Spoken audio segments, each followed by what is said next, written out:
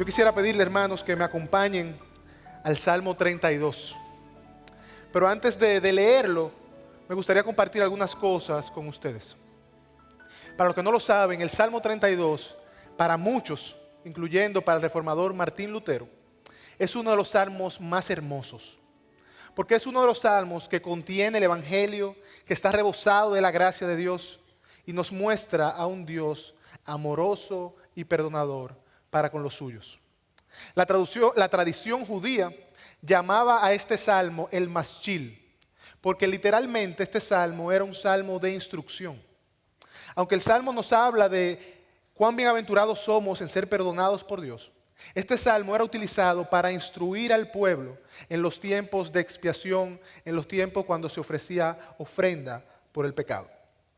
Es por esa razón que yo he decidido titular mi mensaje en la mañana de hoy, en la tarde de hoy, Bienaventurados, instrucciones de un pecador a otro. Pero antes de leer el salmo, me gustaría, a manera de introducción también, compartir con ustedes una historia. Una historia que la mayoría conoce, que la mayoría ya ha leído, pero que es una historia que nos muestra que Dios no calla el pecado de los suyos. Para mí, al leerla y estudiarla, esta historia es una de las historias más tristes que encontramos en la palabra. Porque nos muestra la historia de un hombre que conoce a Dios y con todo y eso decide pecar contra Él y darle la espalda. Y es la historia de David y de Betsabé, la cual encontramos en 2 de Samuel, capítulo 11. Y contando la historia de manera rápida, nos dice el texto que en el tiempo de la primavera, en el tiempo cuando los reyes salían a la batalla, cuando salían a luchar por nuevas tierras, a defender las suyas, David decide quedarse en su casa. Probablemente él dice, bueno, yo tengo muchos hombres, yo tengo muchos caballos, yo no necesito ir, mi personal está altamente capacitado, yo puedo quedarme aquí. Y dice el texto que él se queda y se queda deambulando, haciendo nada, estaba ocioso. Estando ocioso en un momento, él ve a esta mujer. Y dice el texto que es una mujer hermosa, la cual dejó cautivado a David. David al verla dice, oye, pero ¿quién es esta? ¿Dónde estaba? Yo soy el rey, ¿por qué no me la han presentado? Él empieza a preguntar por ella, ¿quién es ella? A lo que le responden, esa es Betsabé, esposa de Urías el hitita. Inmediatamente esto debía haber sido un alto para David. Una mujer casada, sigo mi camino, eso no tiene que ver conmigo, que el Señor bendiga a Urías. Pero David estaba en ese momento tan centrado en sí mismo, tan centrado en su poder, tan centrado en su pecado, que decidió hacer caso omiso a eso y tomó a Betsabé como mujer. Nos cuenta la historia que Betsabé queda embarazada y ahora es una mujer casada, yo soy el rey. Es verdad que yo tengo poder, pero también yo no puedo dejar que mi reputación, mi integridad se vaya, se caiga a pedazos. ¿Qué voy a hacer? Pensó David probablemente. Dijo, vamos a hacer esto. Traigan a Urías que está en la guerra. Cuando él venga, él va a estar muy contento de estar aquí y va a estar con su mujer. ¿Y qué va a pasar? Bueno, que ese hijo es de Urías. Pero resulta que Urías era un hombre de tanta integridad que dice el texto que al Urías llegar, dijo, yo no puedo acostarme en mi cama, estar con mi esposa, mientras la presencia de Dios que está en el campo de batalla, en el arca del pacto, mis compañeros están ahí, yo no puedo hacer eso. Y Urías no baja a su casa y duerme en otro lugar. Entonces David ya dice, bueno, el primer plan no me funcionó, ¿qué voy a hacer ahora? Bueno, tráigame a Urías. Yo le voy a dar comida, le voy a dar bebida, lo voy a embriagar. De forma tal que cuando él esté borracho, esté ebrio, él diga, bueno, yo estoy contento, voy a estar con mi esposa. ¿Qué resulta? Que Urías decide no bajar tampoco y decide quedarse a las puertas de la casa del rey. El segundo plan también falló. ¿Qué hago entonces? Dice David. Bueno, si no es por las buenas, entonces será por las malas. Urías vuelve al campo de batalla y no solamente eso, ve con esta carta y David manda una carta a su comandante Joab diciendo, pon a Urías en el frente de la batalla más reñida y déjalo ahí con el propósito de que muera. Y cuenta la historia de que así pasó. Urías muere en batalla y David, al de ver, ya no hay obstáculo, Betsabé es una mujer sola, una pobre viuda, la toma para sí. El poderoso quitándole al desfavorecido, el bello quitándole al feo, el rico quitándole al pobre lo único que tenía. Pero a David se le olvidó que Dios es un Dios justo, que Dios no toma por inocente al culpable ni toma por culpable al inocente. Él se le olvidó que de Dios nadie se burla. Y Dios, en un acto de misericordia hacia David, decide enviarle al profeta Natán a que lo confronte. Y Natán confronta a David con una historia. Él le cuenta la historia de dos hombres, uno que tenía muchos ganados y otro que tenía un solo becerrito, un solo corderito. Y cómo ese hombre poderoso que tenía mucho ganado, en un momento determinado decide sacrificar lo único que ese pobre hombre tenía.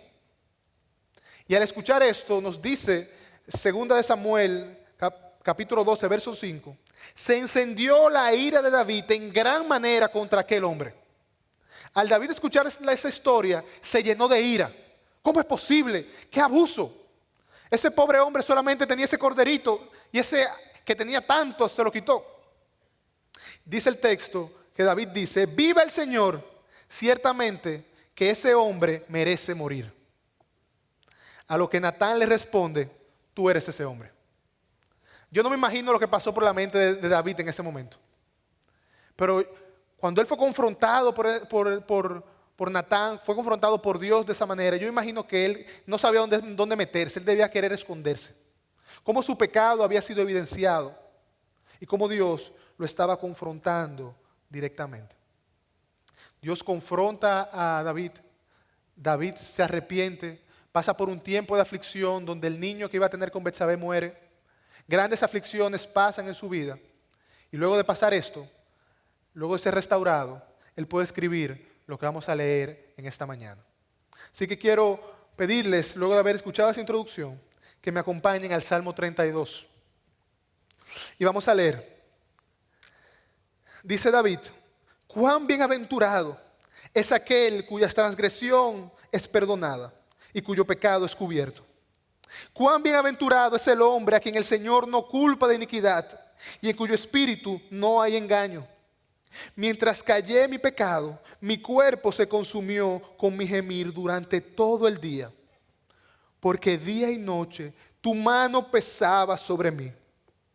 Mi vitalidad se desvanecía como el calor del verano. Te manifesté mi pecado y no encubrí mi iniquidad. Dije, confesaré mis transgresiones al Señor, y tú perdonaste la culpa de mi pecado. Por eso, que todo santo ore a ti en el tiempo en que pueda ser hallado. Ciertamente, las inundaciones de muchas aguas no llegarán a él. Tú eres mi escondedero, de la angustia me preservarás, con cántico de liberación me rodearás. Y hace una pausa aquí, y el Señor toma la palabra. Yo te haré saber y te enseñaré el camino en que debes andar. Te aconsejaré con mis ojos puestos en ti. No seas como el caballo o como el mulo que no tiene entendimiento, cuyos arreos incluyen brida y freno para sujetarlos, porque si no, no se acercan a ti. Muchos son los dolores del impío, pero al que confía en el Señor, las misericordias les rodeará. Alegraos en el Señor y regocijaos justos. Dad voces de júbilo, todos los rectos de corazón. Vamos a orar. Padre, gracias. Gracias por tu palabra. Gracias, Dios, porque tú en tu palabra nos enseñas. Tú en tu palabra, Dios, nos guías. Tú con tu palabra nos muestras tu amor infinito, tu misericordia y tu gracia para con nosotros. Gracias por la vida de David. Gracias, Dios, por no haber ocultado su pecado. Gracias porque su pecado es un ejemplo para nosotros. Y gracias, Dios, porque su confesión, gracias porque el trato que tú tuviste para con él, también es un ejemplo de tu amor y tu gracia para nosotros. Te pedimos, Dios, en esta tarde, que tú nos hables de manera particular a cada uno de nosotros. Yo quiero pedirte, Dios, que en el nombre de Jesús, tú uses la vida de este pecador, que tú me uses, Señor, para yo compartir tu santa verdad fielmente. Padre, yo no soy digno de estar aquí parado, pero estoy aquí es por tu gracia. Sosténme y habla a tu pueblo a través del Espíritu, para que tu nombre sea exaltado y tu pueblo sea bendecido en esta mañana. Gracias por tu palabra. Gracias, Dios, en el nombre de Jesús. Amén. Muy bien, y según lo que hemos leído, según el Salmo 32, yo quisiera que viéramos 5 enseñanzas muy rápidamente. Número 1, según este texto, ¿quién es bienaventurado? Número 2, el amor de Dios para el bienaventurado. Número 3, la instrucción al bienaventurado. La guía para el bienaventurado. Y número 5, la advertencia para el bienaventurado. Lo primero que vemos aquí es, el primer punto, ¿quién es un bienaventurado? Luego de David haber sido confrontado por Natán, luego de David haber pasado un proceso de restauración, un proceso de arrepentimiento, un proceso donde la mano de Dios pesaba sobre él, donde él se sentía afligido, luego de conocer el dolor de su pecado, David puede reconocer cuán bienaventurado es aquel cuya transgresión es perdonada, cuyo pecado es cubierto. Cuán bienaventurado es aquel a quien el Señor no culpa de iniquidad y en cuyo espíritu no hay engaño. La palabra bienaventurado en su original literalmente quiere decir feliz. Un bienaventurado es una persona feliz, una persona que es dichosa. Y David está diciendo aquí que una persona feliz es aquel cuya transgresión es perdonada.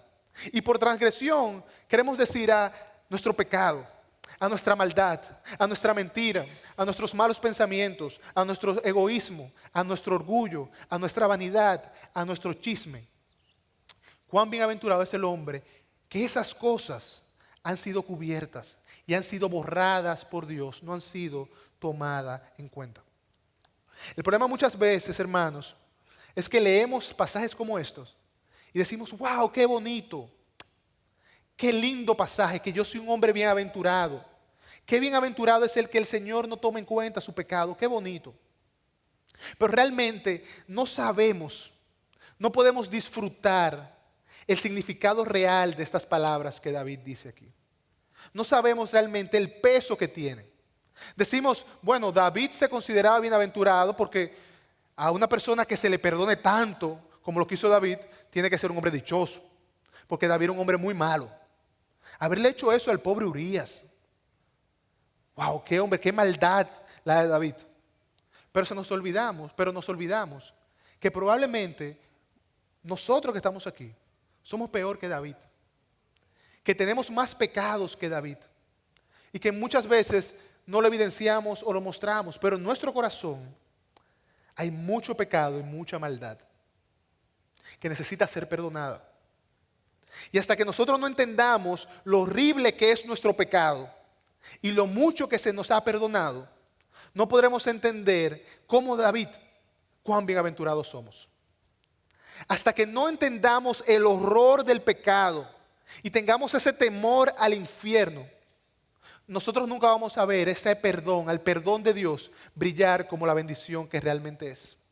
Hasta que tú no entiendas lo merecedor que tú eres de la ira de Dios, tú nunca vas a entender lo bendecido que tú eres de que Dios te haya librado de ella.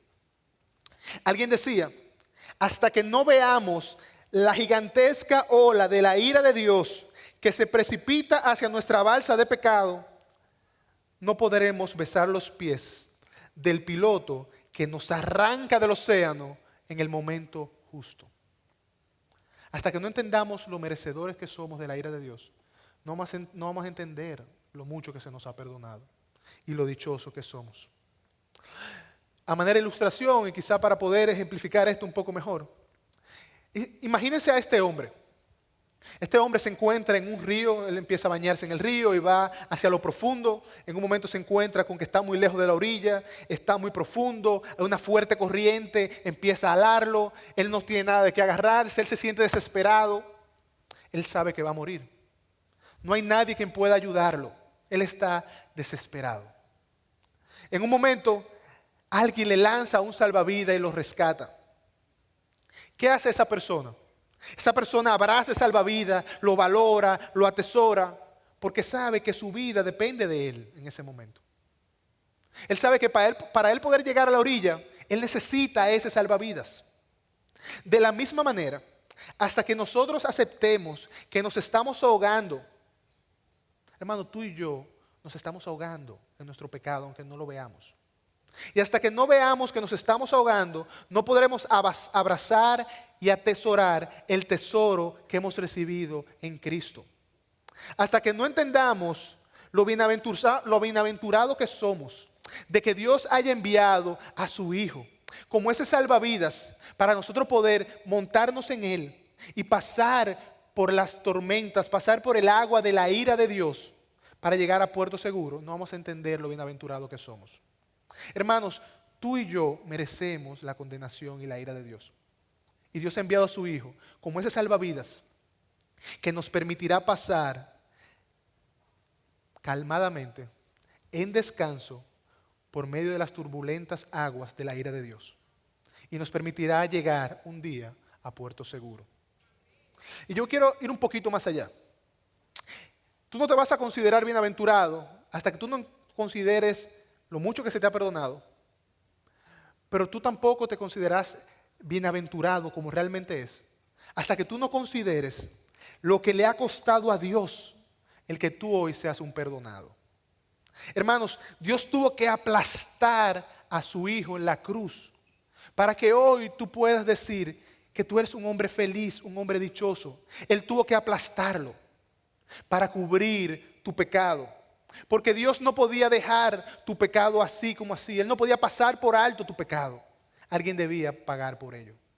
En el Antiguo Testamento se sacrificaba un cordero periódicamente para cubrir el pecado. Pero eso era algo temporal. Esos corderos no podían saldar la deuda del pecado. Solamente la cubrían. Por eso Dios tiene que encarnarse en la persona de Jesús, vivir una vida perfecta y clavarse en la cruz como sacrificio por ese pecado. Hebreos 10:4 dice, porque es imposible que la sangre de toros y de machos cabríos quite los pecados. Y el verso 11 dice, y ciertamente, refiriéndose a lo que hacía el pueblo de Israel en el tiempo de la expiación, todo sacerdote está de pie día tras día ministrando y ofreciendo muchas veces los mismos sacrificios que nunca pueden quitar los pecados. Pero Cristo, habiendo ofrecido un solo sacrificio por los pecados para siempre, se sentó a la diestra de Dios, esperando de ahí en adelante hasta que sus enemigos sean puestos por estrados de sus pies. El apóstol Pablo en 2 Corintios 5:21 dice, al que no conoció pecado, Dios le hizo pecado para que nosotros fuéramos hechos justicia de Dios en él. Hermanos, ser bienaventurado quiere decir que Cristo pagó por mí, que el Hijo de Dios se clavó en una cruz para que su justicia fuera imputada a mi favor.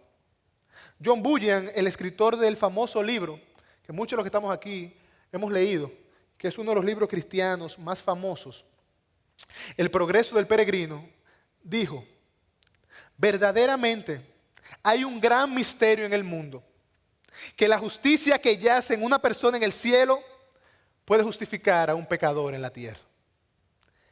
Y es una gran verdad, hermanos. Tú y yo hoy somos bienaventurados porque Cristo ha cubierto nuestros pecados, porque su sangre ha aplacado la ira de Dios. Hermanos, tú y yo somos dichosos por eso. Porque un día cuando nosotros tengamos que presentarnos delante de la presencia de Dios a ser juzgados, abogado tenemos. Uno que dirá, yo pagué por él. Uno que dirá, con mi sangre yo lo lavé. Cuando estemos delante de Dios, Dios no verá tu suciedad, no verá tu pecado, no verá tu maldad. Él verá la santidad y la justicia de Dios que se ha imputado a tu favor. Hermano, tú eres un bienaventurado si tú has creído en Cristo. Tú eres una persona dichosa. Las bendiciones que se esperan para nosotros, para aquellos que hemos creído en Cristo, nosotros ni siquiera podemos imaginarla. Y la misma palabra lo dice. No podemos imaginar las cosas que el Señor tiene preparadas para nosotros. Un lugar donde no habrá dolor, un lugar donde no habrá enfermedad, donde no habrá problema de colesterol, diabetes, cáncer, problema de tiroides, que me dolió una pierna, problema de la hernia que no me deja parar. No habrá problema de pecado, no habrá problema de enfermedad, no habrá problema de nada de eso. Será un lugar donde podremos gozarnos de Dios eternamente. Si tú has creído en Cristo, tú eres un dichoso, verdaderamente. Muchas veces llamamos dichoso o bienaventurado al que se gana la lotería. Wow, fulanito se ganó 10 millones. Vemos en Estados Unidos 250 millones de dólares. Qué dichoso el que se la ganó. Pero ¿de qué valen 250 millones de dólares sin Cristo? ¿De qué valen todo ese dinero sin Jesús?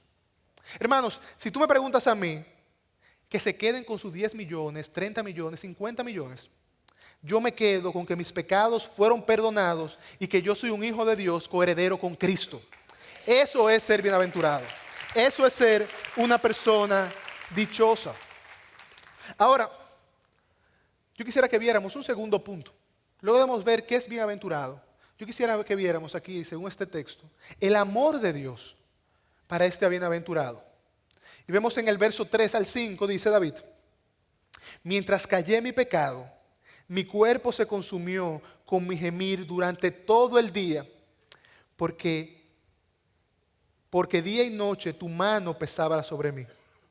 Mi vitalidad se desvanecía con el calor del verano. Te manifesté mi pecado y no cubrí mi iniquidad. Dije, confesaré mis transgresiones al Señor, y tú perdonaste la culpa de mi pecado.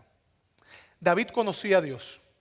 David conocía lo que implicaba el pecado. Él sabía lo que era deshonrar a Dios. Él sabía lo que era pisotear su nombre. Por eso él dice que mientras él cayó, mientras él estaba en silencio, su cuerpo estaba siendo afectado. Cuando él estaba callado con su pecado, cuando estaba siendo afligido y no venía delante de Dios, él estaba sintiendo las consecuencias de su maldad. Y vemos cómo él ni siquiera podía encontrar paz. Y en el Salmo 38, verso 4, él nos habla de su condición en ese momento de aflicción. Él dice: porque mis iniquidades han sobrepasado mi cabeza. Como pesada carga pesan mucho para mí. Mis llagas hieden y supuran. A causa de mi necedad estoy encorvado, abatido en gran manera. Y ando sombrío todo el día, porque mis lomos están inflamados de fiebre y no hay sano nada en mi carne. Estoy afligido y entumecido en gran manera. Gimo a causa de la agitación de mi corazón. Mientras callé mi pecado, incluso mi cuerpo se estaba viendo afectado. Incluso mi salud se estaba viendo afectada. Porque el pecado no confesado trae dolor a nuestra alma. Trae aflicción a nuestro corazón. Y muchos entienden que el pecado no confesado es uno de los dolores más profundos que podemos sentir. Al punto tal que no podemos ni siquiera explicarlo. David estaba aquí sufriendo. Su dolor era grande. Mucho más grande que la satisfacción pasajera de su pecado. David entendió en este tiempo de aflicción que el pecado puede venir en una cajita muy bonita, con un papel de envoltura muy caro, pero siempre lo que trae adentro es dolor y aflicción. David pudo reconocerlo y entender eso. Él pudo entender que el pecado siempre costará más de lo que estamos dispuestos a pagar. Él lo vivió y nosotros lo hemos vivido en muchas ocasiones. El pecado, y David es un ejemplo de eso, siempre costará más de lo que estamos dispuestos a pagar. A David le costó su salud, su integridad, su reputación, su paz. Y en muchas ocasiones, a muchos de nosotros, pudiera costarnos aún más. Puede costar a nuestras esposas o esposos, nuestras familias, nuestros hijos, nuestros amigos, nuestro trabajo, nuestra iglesia. Incluso puede costarnos hasta la vida. La vida de David es un ejemplo de que pecamos a nuestra manera, pero tenemos que regresar a la manera de Dios. Y sus caminos de regreso pueden ser largos y dolorosos. Pero lo bueno, hermanos, es, y aquí vemos el amor de Dios para el bienaventurado, pero lo bueno es que Dios siempre quiere que regresemos. Y por eso nos aflige. Dios nos aflige, ¿con qué propósito? Con el propósito de traernos de vuelta a Él. Y David lo sabía.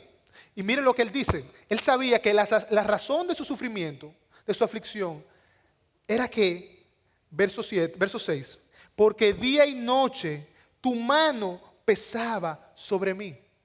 Yo estoy afligido porque tu mano pesa sobre mí.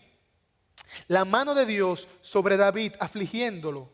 ¿Con el propósito de qué? De quebrantarlo. ¿Con el propósito de qué? De traerlo de vuelta a él. La mano de Dios sobre la vida de los creyentes en medio de su pecado es una muestra de su amor, de su misericordia, de su gracia para con ellos. Voy a repetir eso una vez más. La mano de Dios sobre los creyentes en medio de su pecado, la mano de Dios sobre nuestras vidas en medio de nuestro pecado, es una muestra de su amor, de su misericordia y de su gracia para con nosotros. Hermanos, Dios no aflige por gusto. Y Jeremías lo dice claramente en Lamentaciones 3. Dios aflige por amor, porque Él quiere que volvamos a Él. Él quiere que lo honremos y vamos acorde a lo que Él nos ha pedido. Y vivir acorde a lo que Él nos ha pedido nos da gozo y nos da plenitud. El autor de Hebreos, en el capítulo 12, verso 5 dice: además habéis olvidado la exhortación de que como a hijos se os dirige. Hijo mío, no tengas en poco la disciplina del Señor, ni te desanimes al ser reprendido por Él, porque el Señor a quien ama disciplina y azota a todo aquel que toma por hijo. Imagínense qué hubiera pasado con David si Dios no lo aflige. Imagínense qué hubiera pasado con nosotros en determinados momentos cuando hemos alejado de Dios si Dios no nos aflige. ¿Qué hubiera pasado? Probablemente seguiríamos en nuestro pecado y probablemente las consecuencias y heridas sean aún mayor. El dolor, hermanos, en nuestra vida no es malo. Muchas veces nos enfurecemos cuando sufrimos dolor, pero el dolor es una forma de protección. Imagínese por un momento que usted no tuviera el sentido del tacto, que usted no pudiera sentir. Usted se quema la mano y no se da cuenta. Se maja y se da cuenta cuando no puede sacar la mano. En un momento usted está en una piscina y empiezan a llenarla con agua muy caliente, muy caliente. Si usted no siente, ¿qué va a pasar? Que usted se va a quedar ahí. Y las heridas van a ser incluso aún mayor. De la misma manera, el dolor en nuestra vida es una forma de Dios protegernos, de Dios cuidarnos y de alejarnos de un mal mayor.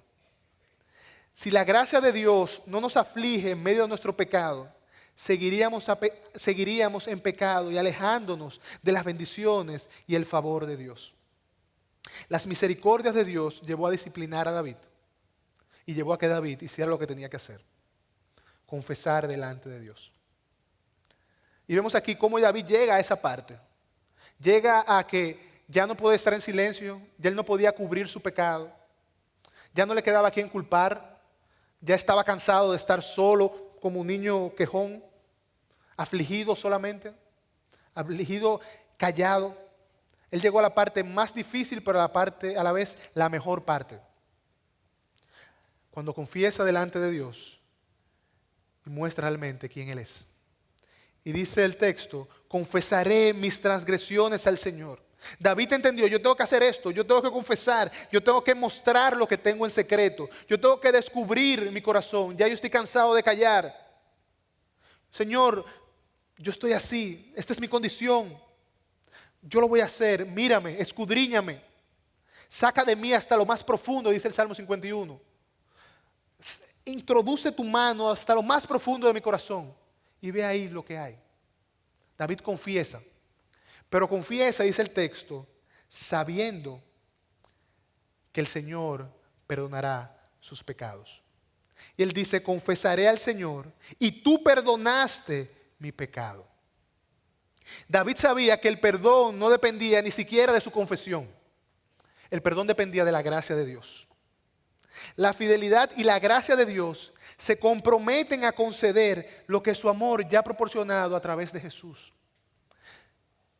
La confesión, hermanos, en la vida de David y la confesión en nuestra vida es solo una muestra de nosotros mostrar y evidenciar: yo no puedo más.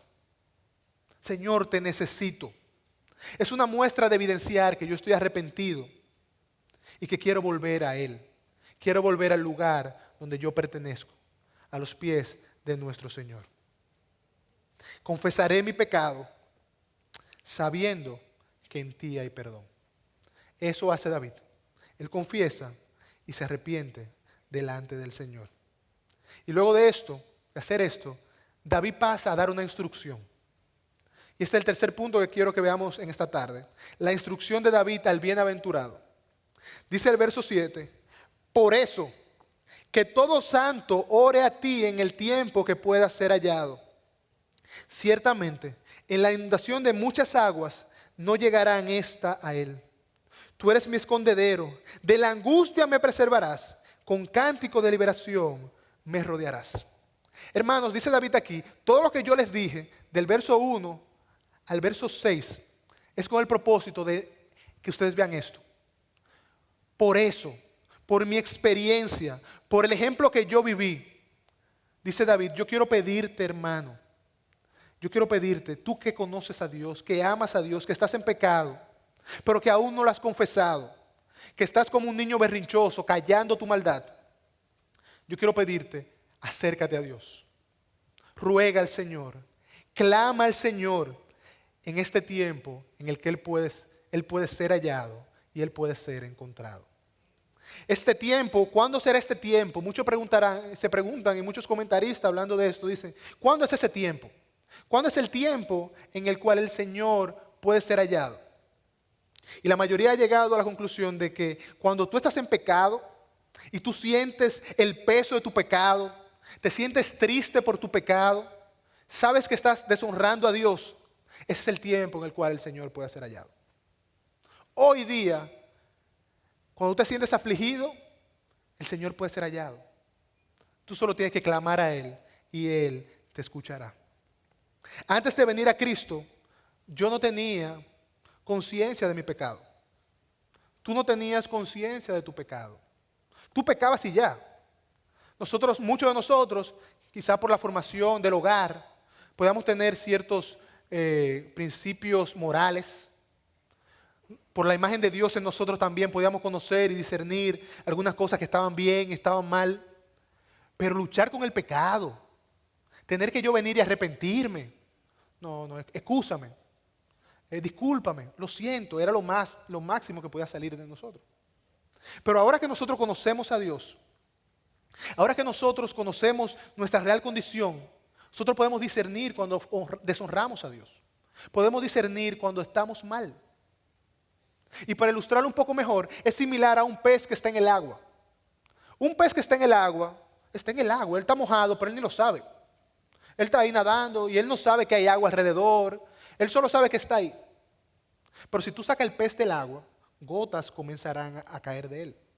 De la misma manera, hermanos, nosotros antes de venir a Cristo estábamos en agua de pecado.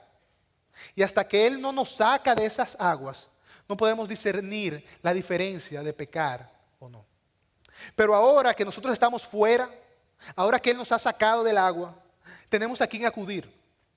Cuando nosotros nos mojamos en el agua de pecado, yo tengo a quien acudir.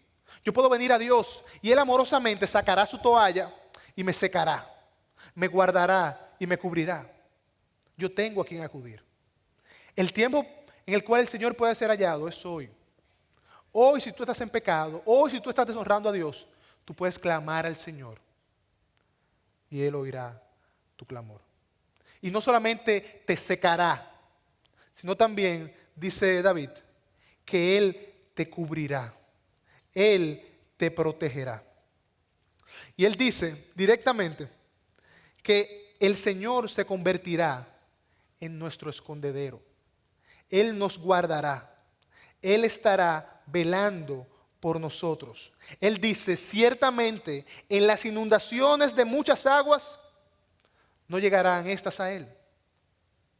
Cuando Dios nos guarda ya, cuando venimos a Él, confesamos lo que somos y Él nos cerca, Él nos protege, Él nos guarda y pone barreras alrededor de nosotros para cuidarnos, para guardarnos. Si clamamos al Señor, Él es poderoso para guardarnos sin caída y presentarnos sin mancha delante de la presencia de su gloria, dice Judas. Pero ¿y por qué el Señor hace esto? Porque nuestra vida está escondida en Cristo. ¿Por qué Él hace esto? Porque nosotros somos de Él. ¿Por qué Él hace esto? Porque nosotros le importamos, porque somos suyos. David decía en el Salmo 18, Señor, tú eres mi roca, mi baluarte y mi libertador, mi Dios, mi roca en quien me refugio y me escudo, el cuerno de mi salvación. El Señor es nuestro escudo. Él nos protege. Él nos guarda. Y Isaías hablando, Dios hablando a través de Isaías, en el capítulo 43 le dice a su pueblo, no temas, porque yo te redimí, te puse nombre, mío eres tú. Cuando pases por las aguas, yo estaré contigo. Y si por los ríos, no te anegarán. Cuando pases por el fuego, no te quemarás, ni la llama arderá por ti. Y él dice el por qué. Porque yo, Jehová, Dios tuyo, el Santo de Israel, soy tu Salvador. Hermanos, si nosotros estamos en Cristo, cuán bienaventurados somos. Porque Dios, cuando venimos con corazones sinceros delante de Él, Él promete guardarnos, cuidarnos y protegernos. Él promete estar con nosotros. Y definitivamente, y David lo entiende así también, y así lo dice, el reconocer esto debe llevarnos a adorar a Dios y a cantarles cánticos de liberación. Hermano, yo no sé dónde tú estás hoy. Yo no sé tu situación, pero yo sé algo. Si tú estás en Cristo, tú tienes 1001 razón para adorar a Dios, para alabar a Dios y para cantarle a Dios. Por su misericordia y por su favor para con tu vida.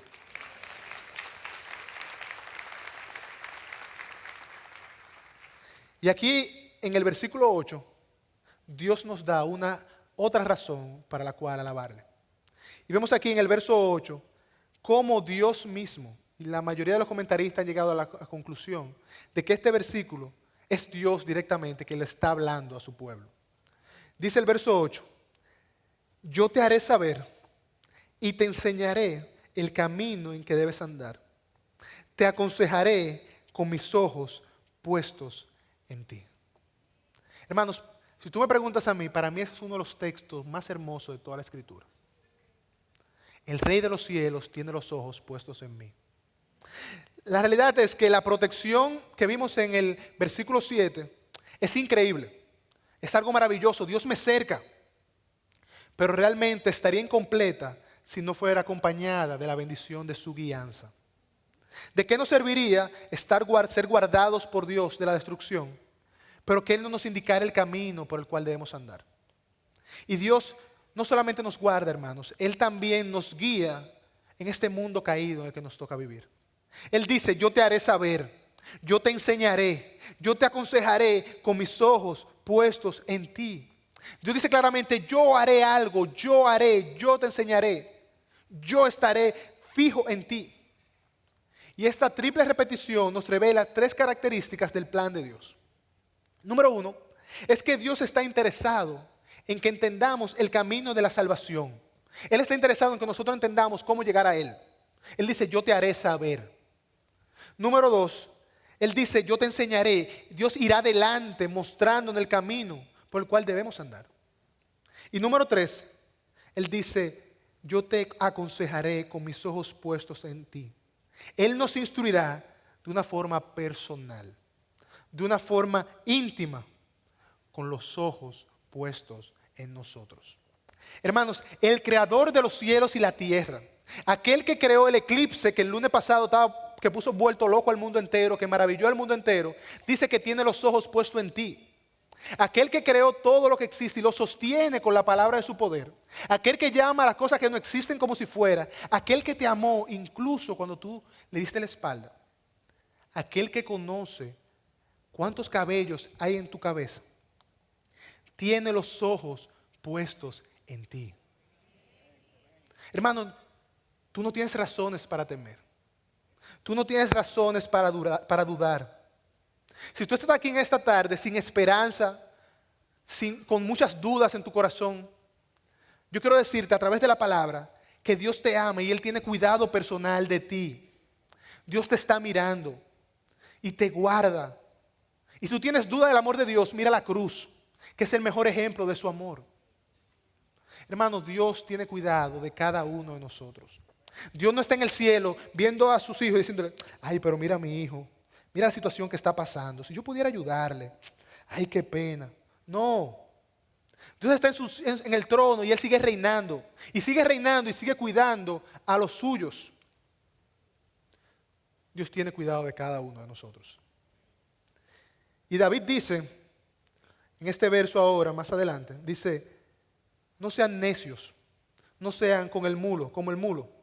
Y aquí yo quiero compartir con ustedes mi último punto, la advertencia para el bienaventurado. David sigue diciendo, y termina diciendo esta parte, por todo lo que yo dije anteriormente, porque Dios tiene los ojos puestos en ti, no seáis como el caballo o como el mulo, que no tiene entendimiento, cuyos arreos incluyen bocado y freno para sujetarlos, porque si no, no se acercan a ti. No ser como el mulo, hermano, es ser humilde. Es reconocer que nosotros necesitamos de Dios. Es reconocer que nosotros no podemos caminar solo esta batalla, que no podemos seguir corriendo solos, que necesitamos de Él.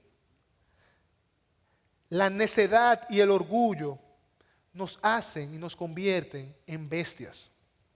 Es una palabra dura, pero es una realidad. La necedad y el orgullo nos hacen perder la razón. Y miren cómo Asaf lo dice en el Salmo 73. Dice, cuando mi corazón se llenó de amargura y en mi interior sentía punzadas, entonces era yo torpe y sin entendimiento. Era como una bestia delante de ti. La necedad, el pecado nos nubla la razón y nos hace convertirnos en mulos. Y lo que aquí tienen experiencia, que han ido al campo, que vienen del campo y han tenido que lidiar con un mulo, saben que un mulo es la cosa más complicada que existe. Cuando un mulo se tranca y dice no me voy a mover, usted puede buscar una grúa para jalarlo y el mulo no hay quien lo mueva. Y muchas veces nosotros estamos así, como un mulo, trancados, solos en nuestro pecado, pensando que nosotros podemos lidiar con nuestros problemas solos sin la ayuda de Dios. Y David dice, hermanos, yo fui un mulo. Y lo leímos en el verso 5. Mientras callé mi pecado, mi cuerpo se consumió con mi gemir durante todo el día.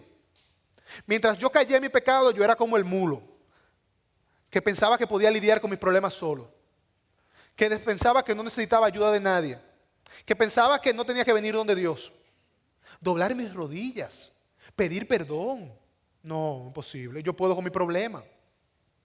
Yo soy suficientemente hombre, y eso es más a los hombres, aunque hay muchas mujeres que también son así. Pero poder lidiar con mis cosas, yo puedo batallar solo con mis problemas. Y David nos dice, no seamos como el mulo, no seamos así. Para ilustrarlo un poco mejor, y quizá algunos de aquí se van a sentir identificados con esta ilustración.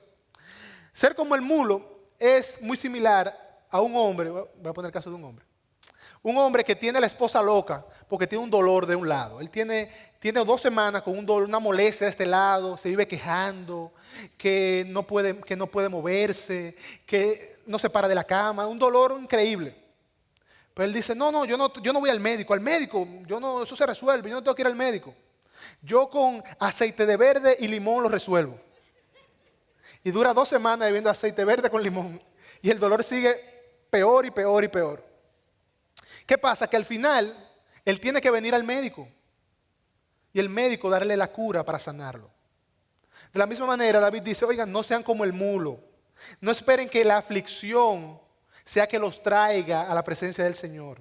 No sea que la aflicción se convierta en ese freno y arreo para traerlos a Él. Vengan voluntariamente. Vengan voluntariamente delante del Señor. Y en Él encontrarán misericordia y encontrarán gracia. Y finalmente David cierra esta exhortación recordándonos una verdad dura, pero es una gran verdad. Él cierra diciendo, muchos son los dolores del impío, pero al que confía en el Señor, las misericordias los rodeará. Alegraos en el Señor y regocijaos justos. Dad voces de júbilo, todos los rectos de corazón.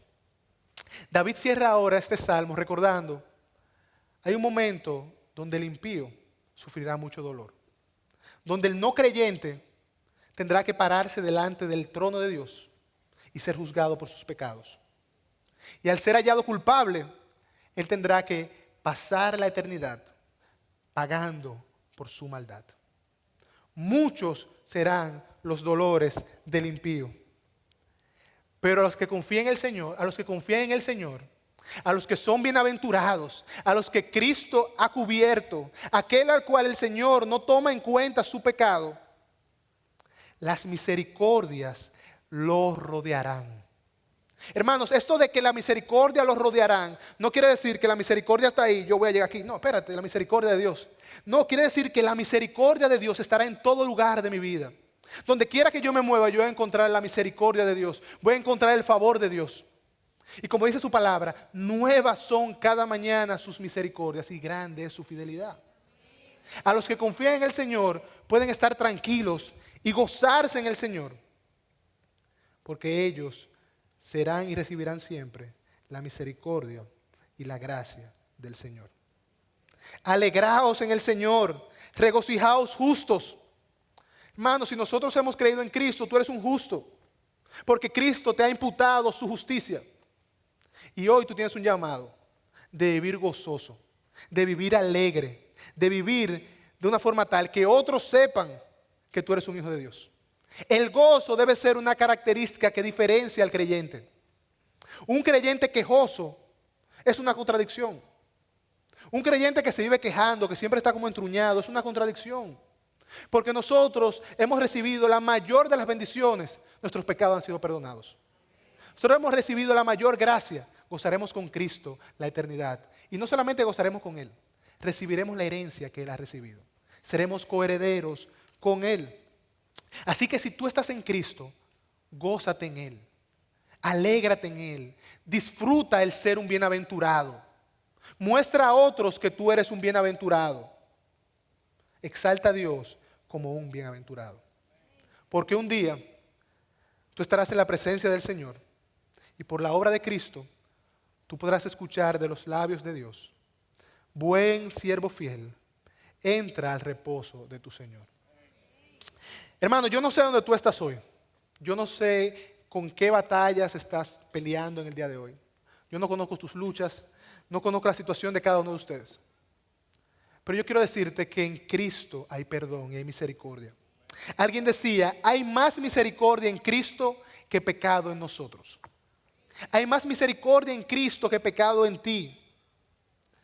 Si tú aún no lo has hecho, si tú aún sigues siendo como el mulo, batallando solo con tu pecado, yo quiero pedirte en el nombre de Jesús que dobles tus rodillas, que dejes de pelear, que dejes de batallar solo y vengas a Cristo, reconociendo que en Él hay perdón, en Él hay gracia.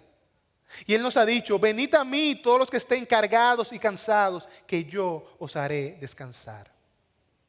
Hermanos, cuán bienaventurado es el hombre al cual el Señor no toma en cuenta sus pecados. Si tú estás sin Cristo, yo quiero pedirte en el nombre de Jesús, ven a Cristo, arrepiéntete y disfruta de ser un dichoso, un hombre feliz, que ha sido cubierto por la protección de Dios, dirigido bajo su guianza y que vive gozoso para su gloria. Ese es mi deseo y eso es lo que yo quiero pedirte y exhortarte en esta mañana. Abraza a Cristo, refúgiate en Cristo y disfruta de ser no un pecador condenado, sino un hijo amado. Que el Señor bendiga a su pueblo en esta tarde y nos permita vivir para su gloria conforme a lo que somos, bienaventurados, dichosos, porque Dios nos ha perdonado y nos ha cubierto con su gracia. Vamos a orar.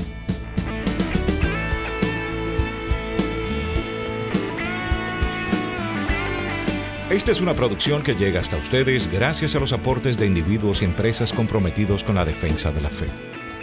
Para más información, preguntas y comentarios, visite nuestra página de internet www.integridadysabiduría.org. En esta página encontrará información sobre la producción de este y otros recursos que ponemos a su disposición, como también las formas en las que usted puede contribuir con la producción de programas como estos. Les invitamos nuevamente a visitar nuestra página de internet www.integridadysabiduría.org. Será hasta la próxima, cuando nos reencontremos en su palabra.